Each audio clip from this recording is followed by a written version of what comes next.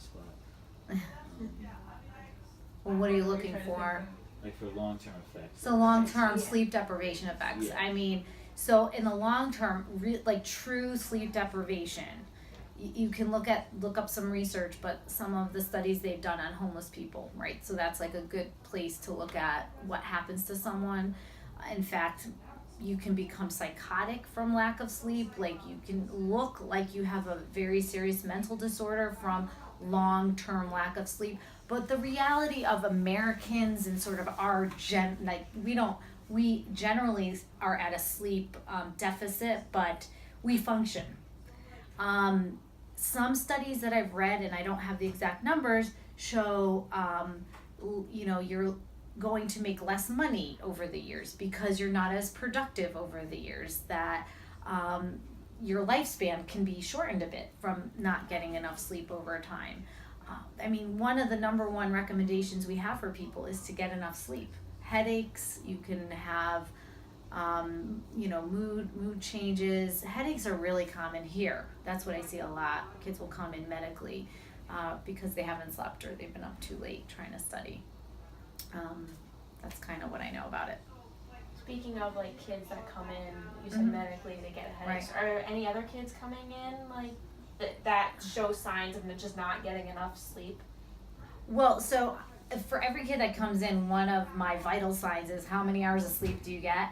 And on average, it's like, there are some kids who really get really good sleep and they understand the importance.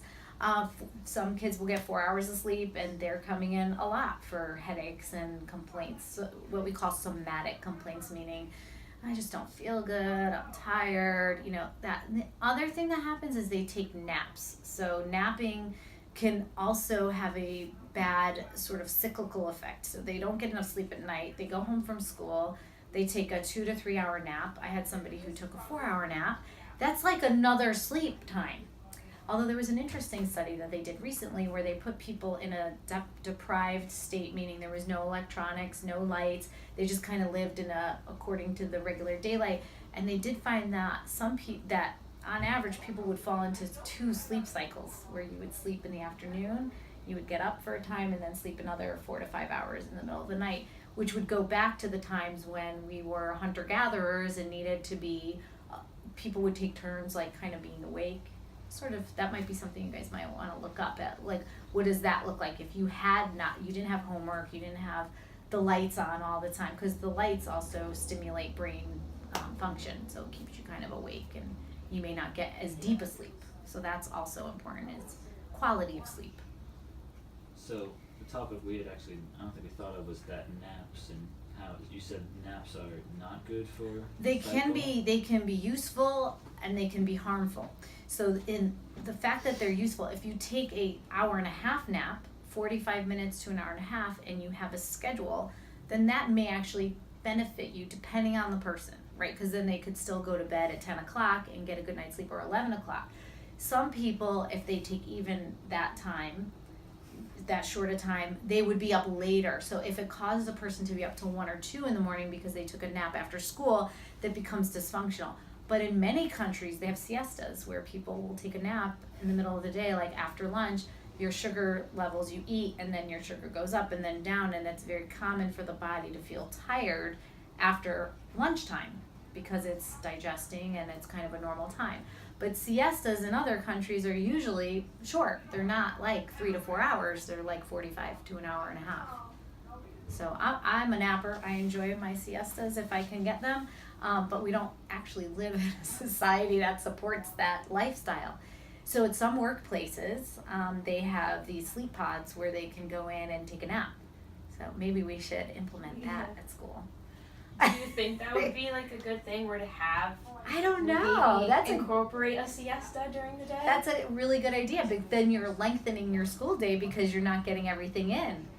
It's a crazy world. We're run by different drives, the money, the time, academic achievement for all these highly achieving students who want to take all the AP classes, play sports, honor society. Kind of makes it difficult. So you talked about lifestyle, and how is that addition of extracurricular activities? So especially think we said like the away game, so you Yeah. get home at like 9 or 10, and that could be 2 or 3 times a week in season.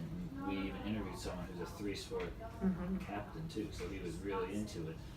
So how does that add to talk too much? How does that add to that deprivation being that Fatigued, do you mean? Like Yeah. from being physically active? So does physical activity make Yeah. it more yeah. difficult? Yeah, like with less sleep on top of it.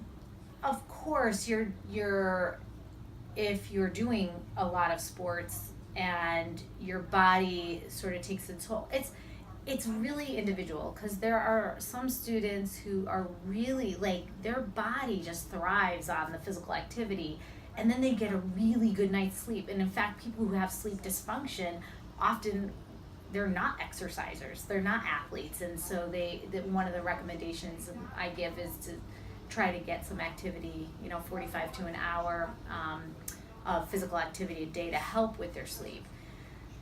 These kids that are doing 3 sports, it's obviously unique to each individual. You try to find a way for them to make time. Sometimes they'll have a study hall and they have to use that study hall to do their homework or bring it on the bus but my guess is that it's a real challenge for someone like that.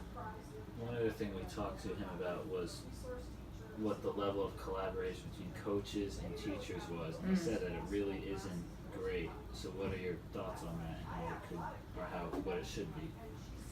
Obviously, like I think that talking to each other would be helpful, but I can also see in such a large school how that might be difficult. Again, we need a computer genius to come up with this algorithm that would input the kid's schedule and say, that could make a lot of money. I think we should work on that. How do you, just like they do these screenings for concussions, could they screen for like overuse of, too many sports and having too many exams, and how do you balance that out to have a well-rounded student that every college wants to have come to their school? Or is there a chance for the coaches to have a meeting, let's say like at a staff meeting maybe, to talk about what that schedule is going to look like? But think about the bigger picture. How many students go here? Do you know? Like 1,800. So you have 1,800 students, and out of that, a portion of that are athletes, right? So I don't know. You'd have to get creative with that. Like, do they get a special pass to get out of something? That's not going to go over so well with the other students. Or do they find an alternative? I don't know. I don't have the answer to that one. Yeah, that's the issue of the documentary. Is clearly it's not good to get too little sleep. Then it's the practicality. Yeah, of like if half. Right. I can How give can you all fix the it? advice, right? But if your life is such that, I think if people cut out, especially if they have such a crazy schedule, really cutting out some of the phone time. It's amazing how much time we spend on our phones. I mean, there's actually now a diagnosable syndrome of addiction to like social internet / video gaming, and in Boston they have a clinic for it, believe it or not. So now I'm not saying that all athletes are doing that, because they probably aren't, but that might give them some time. Maybe there should be like some kind of group or a social worker or counselor that can give a talk to student athletes. The coaches maybe hire someone. How do you balance your day? That might be something, an educational moment where they can work with the students who are athletes. How do I balance all this?